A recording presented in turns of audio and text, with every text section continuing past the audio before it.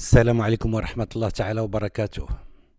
سيداتي سادتي، مرحبا بكم مع الدكتور جمال السقلي.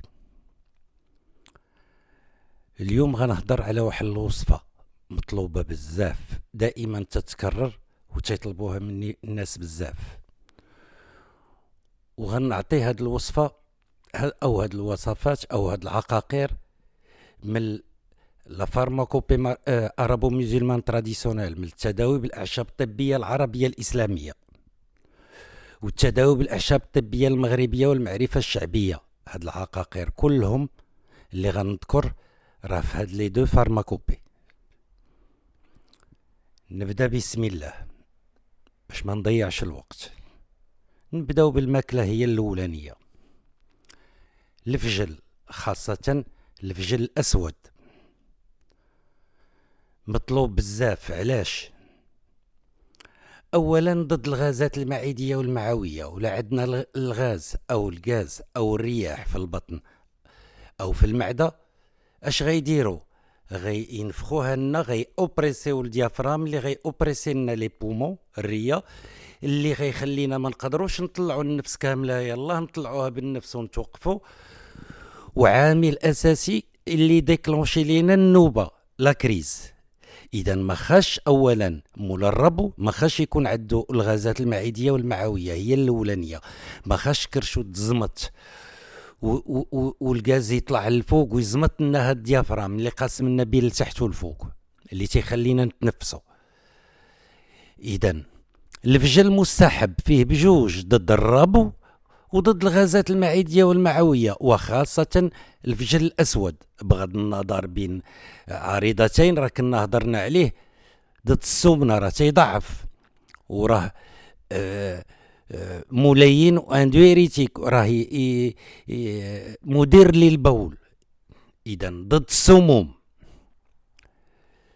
نكملوا. بدينا بالفجل الاسود، البصله، البصل والبوارو، الثوم، مطيشه. ما تصوروش مطيشه كاين فيها 14 ماده، الزعتر يلا فيه 9، ومطيشه فيها 14 ماده فعاله. هذا العلم الحديث هو اللي ثبتها. وفي التاريخ ديال التداوي بالاعشاب الطبيه المغربيه، علاش؟ باش مزيانين المغاربه، غيب 10 سنين تلقاهم خلقوا وصفات من العجب. اذا حنا خلاقين الوصفات في الطبع ديالنا وفي الورث اللي ورثناه من الحقبه الاندلس اللي كان فيها مخاض ديال الحضارات كاملين، وخدينا اللب. وانا بديت تنهضر في هذه الحلقات على الائمه ديال المسلمين، وجبت في الحلقه السابقه داود الانطاكي. هنا كاين داود الانطاكي وبنو البيطار، وغير الوزير الغساني الحسن الاول ديالنا احنا، راه والقانون بنو سينا. هادو اللي غنذكر العقاقير واللي بديت تنذكر، اللي نذكر واللي مذكوره فيهم. اذا نكملوا. الشريحه، الناس كلها تتعرف الشريحه، وتنعرفوا الوصفه ديال الثومه والشريحه شحال فعاله، ماشي غير الربو بوحدو، الاغلب المشاكل الرئويه. نمشيو دابا للاعشاب والتوابل اللي صالحه الربو. العشبه الاولانيه ودائما تنقولها هي مريوت، لو ماري بلون، تابعها الزعتر، لوريغان، تابعها زعتره، تنصريات، تابعها لوكاليبتوس، تابعها خزامه، لا لافونت. خزامه فيها عده انواع، والمستحبه هي اللي تنسميوها احنا المغاربه بالكحيله، فعاله ضد الربو. راه حتى بيموت، راه حتى هي نوع من الخزامه، وحتى هي راه فعاله وتلحم الجرح، راه معروفه. اذا خزامه، البشنيخه، لا ميفيزناغا، البروبوليس. هاد العقاقير في العشوب فيهم الكفاية. نقدروا نزيدوا عشبة الامبراطور اللي تتسمى بالامبيراتوار، اللي امين الرويحه كنسماها بالجاوي، وهي ماشي الجاوي، هي الامبيراتوار. راه موجوده هاملينها العشابه، وراه موجوده احنا عندنا في الشمال عشبه اكثر ديال النصارى، ديال لي زوكسيدونتو، ديال اوروبا ياك، مي موجوده عندنا في الشمال وفعاله بالنسبه للربو. تا قنديشت ما نساوهاش، راها من الاصول. ولاد الزنا التوابل، سكينجبير والخرقوم، الخودنجال، الكبار، عرق السوس، فعال غير ما يكونش ارتفاع الضغط الدموي، وراه الشفاء التام، وراه رحمه ودقه ببطله. هذه الوصفه ديالاش؟ شناهي الوصفه اللي كتهضر عليها ديالاش؟ ديال الربو، ديال لازم دونك ديال لي مو بولمونير، الاغلبيه ديالهم المشاكل الرئويه. انا اقتصرت تنهضر دابا حدت غير في الربو، ما هي صالحه كاع الاغلب المشاكل الرئويه. راه منين نجبد غير الثوم، راه خرج العقل اللي فيه منهم جميع مشاكل الرئويه، حتى من الخليه السرطان الرئويه فعال فيها. دابا واش تقدر تعاود لنا الوصفه كلها؟ معلوم، عاود دابا نبدا من الجديد. غير العقاقير عاودهم. قلنا الفجل الاسود، الفجل الاسود، البصل، البصله، البوارو، البورو، مطيشه، خيزو نسيتو في الاول ما كملتوش، غنكملو في الاخر. خيزو فعال حتى هو ضد الربو. الشريحه، وقلنا مطيشه طماطم. هذا قلنا غير حوايج بساط في الماكله. كاين راه موجود بعض الائمه عند العرب تيقولوا حتى الملفوف اللي هو المكور اللي هو الكرنب ياك، تيقولوا ولكني انا تلغيه حيت تيدير الغازات واي حاجه غتسبب غتزمط ليا المعده، اللي غيزمط ليا الريه تنتفاداه اوتوماتيكمون، واخا هو تيداوه اكلا وموضعيا على شكل لبخه. مي انا تفاديت الملفوف. اذا دخلنا الاعشاب، بدينا بمريوت، الزعتر، خزامه، لوكاليبتوس، البشنيخه، البروبوليس، تقنديشت، عرق السوس. هادو الاعشاب. دزنا للتوابل. بدينا بسكينجبير وبالخرقوم وبالخودنجال وبالكبار. وشي بس ما كاين راه في تداول الاعشاب الطبيه الحديثه ديال اوروبا راهما مدخلين حبه حلاوه والنافع وباديانه، واللي تيبنوا الوصفه واللي مذكورين حتى عند المسلمين. اذا منين غنكونوا هذه الوصفه راه حنا ما محتاجينش نكونوها بجميع هاد العقاقير. راه نعطي مثال بسيط، عشبه وحده لا خدينا تقنديشت وزدنا عليها شويه حبه حلاوه او شويه النافع او شويه باديانه، بنناها وهزيناها ودخلناها. القانون دائما العسل تنقولها ضعف الكميه ولا 3 الخطرات المقدار الكميه، اما دوبل دوزاج ولا تريبل دوزاج ديال لو ميال. لا عندي مثال بسيط، معلقه ديال المسحوق غندير 2 معالق ديال العسل او 3 المعالق ديال العسل وغادي نحرك، ولا خذ 1 الملعقه صغيره قبل الاكل والنوم، قبل الفطور، الغداء، العشاء، النعاس. مجربه، الشفاء التام. اذا هاد العقاقير كلهم اللي ذكرنا دابا نقدروا ندخلوهم في العسل او في خل التفاح او على شكل مسحوق او سو فورم دو تيزان، حنا والرغبه ديالنا. مثال بسيط، الغلاي لا تيزان غير مستحب اللي فيه مريوت مره حيدناه، ما غنديرهاش سو فورم دو تيزان، غنشدها ونديرها على شكل مسحوق وندوزها بسهوله. راه واخا ديروها في العسل تتبقى ماره. بعكس البقيه ما تنساوش الا خدينا 5 أو 6 العقاقير من هادو وجمعناهم ودرنا 25 غرام من كل حاجه، راه عقار تيهرس المروريه واللدعه والحداد العقار الاخر في المذاق وتيقويه في الجهد.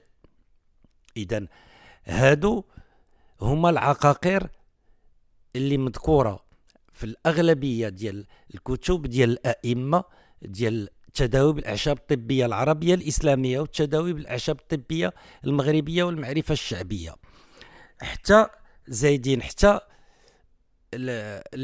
السنديان هو البان سيلفستر ياك اللي زايدينه في الربو وفي السعال الديكي، السعال الحاد، جميع انواع السعال ياك.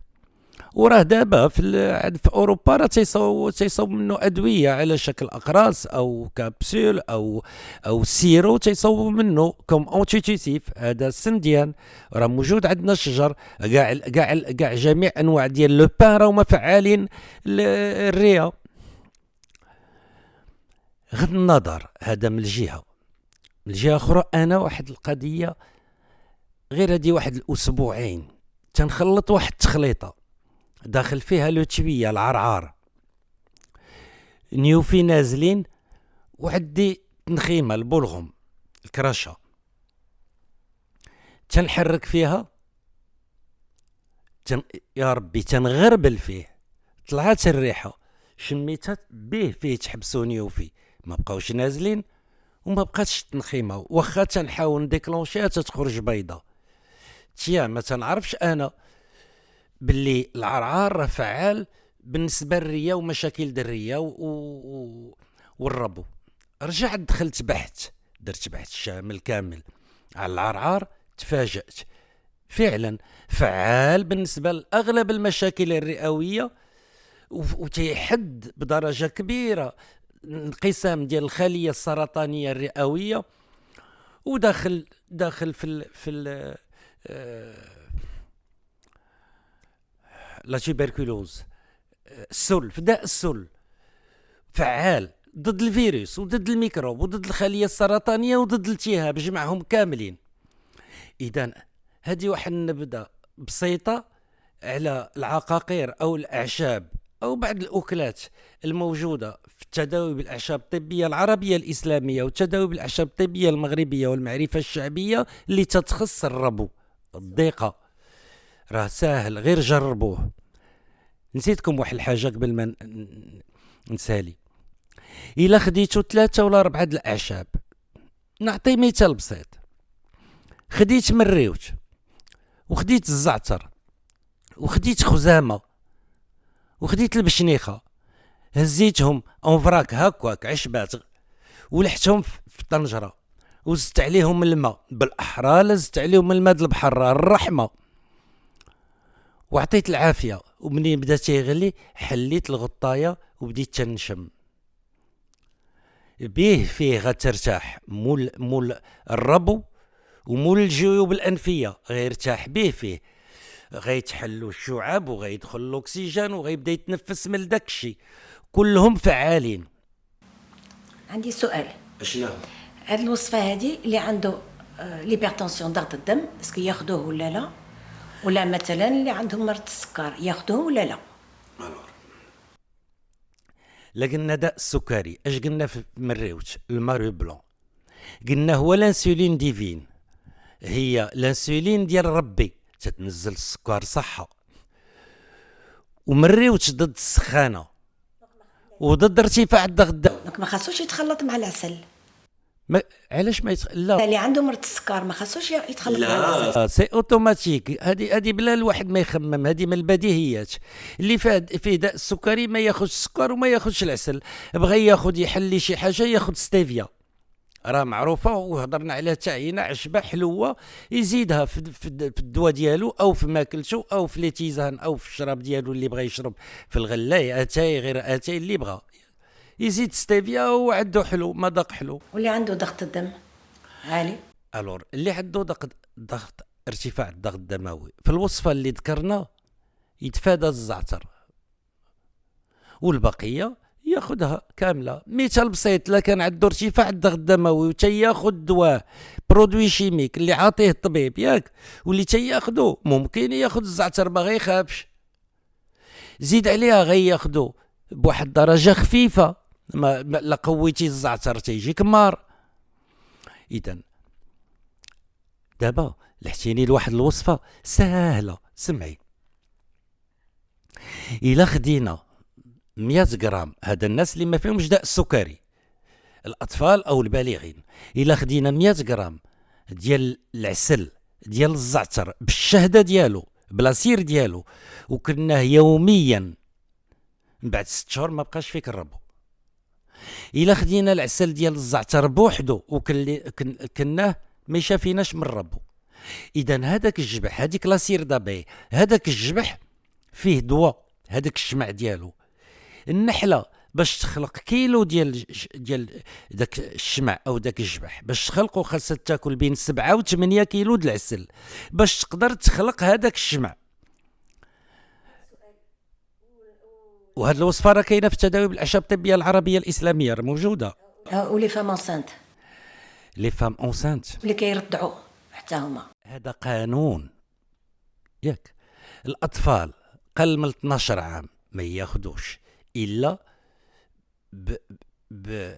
باستشاره اخصائي ياك، سواء كان طبيب او كان عشاب او دكتور الاعشاب، اخصائي اللي هو اللي تياخذ المسؤوليه. ما تنساش حتى واحد في الدنيا ما يبغيك تقيسيه في لحمه او تضرو في ذاته. اذا هادو بالنسبه للاطفال. القانون جميع العيالات اللي حاملات واللي تيرضعوا ما ياخذوش هاد الدواء. نعطي مثال بسيط، الا خدت مريوت غتحبس ليها، توقف ليها ادرار الحليب، غتنشف ليها الحليب، والحليب غيجي مار للدري، ما يحملو ما يقبلو. ياك حنا المغربيات باش تنبغيو نفطموا الدري اش تنديروا ليه؟ تنجيو الماملون تنديروا ليه شويه ديال لو سوك ديال الماء ديال المريوت، تيجي بغي يرضع تيجي مار تيهرب، تينفر اليوم غدا بغيت غدا تهنينا من الرضاعه. السلام عليكم.